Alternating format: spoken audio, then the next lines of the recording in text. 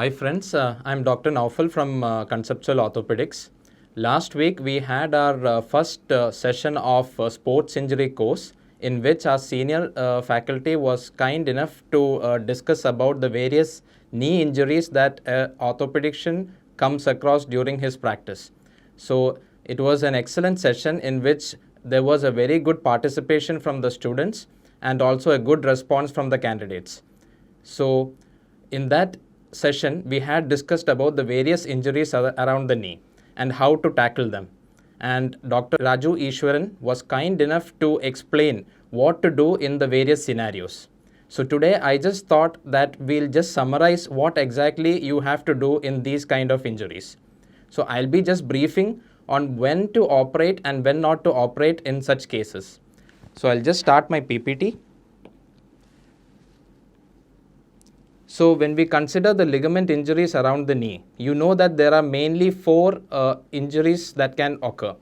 That is to the ACL, to the PCL, to the MCL and the lateral structures, and a various combination of these. So isolated injuries are the most commonest. Like the patient comes to you with a complaint of a small twist to the knee, like when he was dancing or when he was walking on an uneven road. So that is the most commonest presentation that comes to you. It can be in the form of an isolated ACL injury, isolated PCL injury, isolated MCL injury, or a lateral complex injury, which is quite rare. And a combination of injuries, that is the next type of injuries that can happen, which we'll be discussing later. Global injuries are much more severe types, which is associated with trauma. It can also be associated with fractures, the treatment of which will be entirely different. So when we talk about the various ligament injuries, you should keep in mind the Schenck classification, which has briefed about the various injuries that occur to the ligaments in various classifications. So out of that, the most important will be the KD2, the KD3M, that is the medial side structures are gone along with the ACL and the PCL, and the KD3L in which the lateral structures are also damaged. KD4 is a global injury. KD5 is associated with fractures. So that we won't be discussing in this particular talk. So let us come to the isolated ACL injuries. Do you operate all isolated ACL injuries? No. So when do you decide to operate a patient with isolated ACL injury?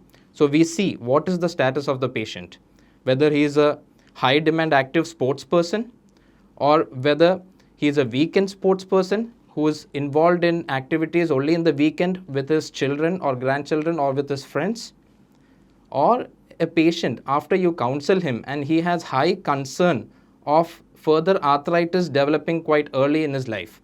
So in such cases, we counsel the patient and go for a ACL reconstruction. As you all know, an ACL repair doesn't work in ACL injuries unless and until it is a bony avulsion or so, and that too only in the acute scenarios we do that. So this is the case of isolated ACL injuries. This is the most commonest presentation to your clinic, and you will have to treat according to the patient's demands and what exactly is the disability the patient is having. The next we have is the isolated PCL injury, which is comparatively quite rare. So the PCL injury, if it occurs alone with the ligamentous injury, then in most of the cases we'll be able to conserve the ligament injury. Unless and until there is a bony fragment, you need not operate such cases. So usually we can manage this patient conservatively with adequate PCL brace and good rehabilitation.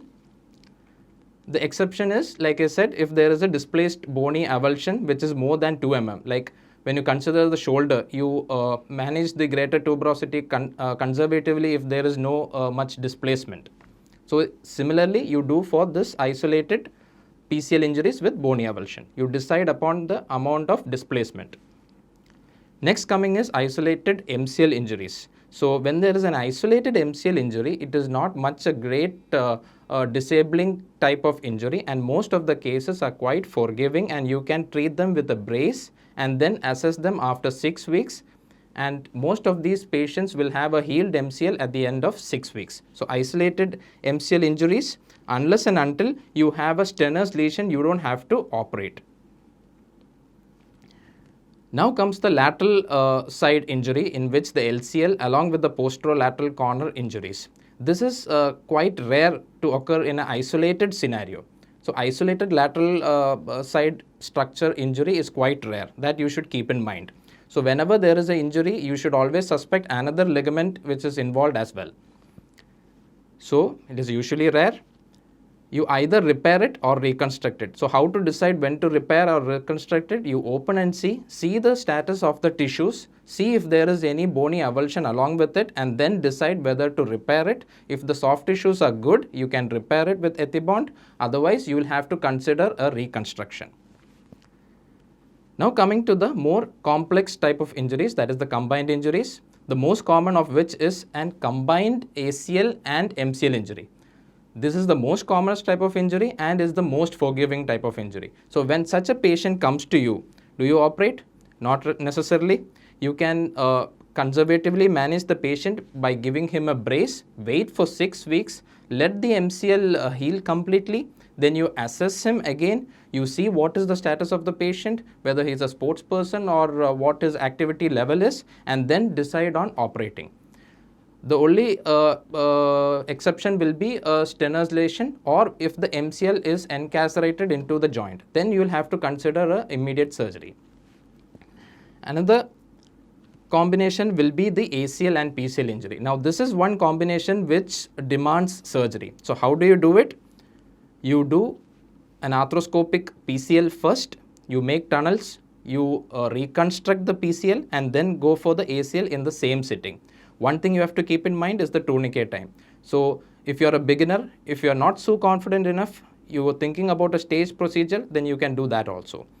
And if you're experienced enough, please do it in the same setting itself, PCL first and then the ACL. Now coming to the combined ACL plus PCL injuries with one of the collateral ligaments. Now what to do in this scenario? So this is the one which comes under KD3, in which both the cruciates are gone along with one of the collaterals. So what do? Do you have to operate? Yes, you have to operate. So what you do is, initially you do the PCL, you reconstruct the PCL, then you repair or reconstruct the collaterals according to the soft tissue, and then think about the ACL. If you are good enough in tackling everything at the same setting, good enough, you can do ACL at the end. PCL and one of the collaterals, whichever is gone, has to be repaired first and then go to the ACL. So coming to the most severe type of injury, in which both the collaterals are gone, both the ACL and PCL are gone. So obviously you will have to operate in this condition. You do the PCL first, then the collaterals. You can either wait and do the ACL in the second sitting. You can counsel the patient depending upon the kind of activities he is involved in, and then treat him accordingly.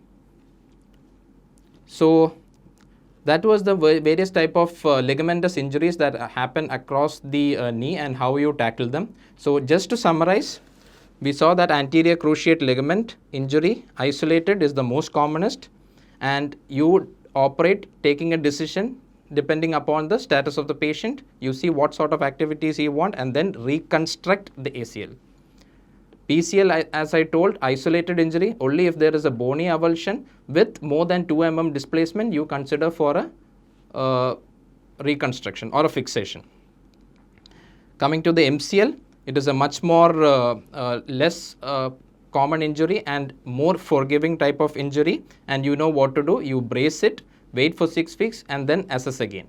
The lateral side structures are more severe injuries. You should always keep in mind that some other ligament also would have gone, because isolated injuries are quite rare, and then you either repair or reconstruct it according to the tissue quality that you have. Coming to the combined injuries, you know that ACL plus MCL is more common, more forgiving. The MCL heals and then you decide upon taking upon the ACL. The next combination will be these, the ACL and PCL together. You operate always, do the PCL first, then do the ACL. Always reconstruct.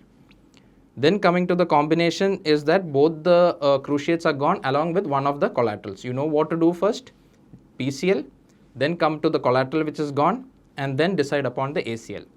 And when there is a global injury that all 4 ligaments are gone, you do the PCL and the collaterals first, and then wait for the ACL if it is unstable, or if the patient demands, you do a ACL reconstruction for the patient.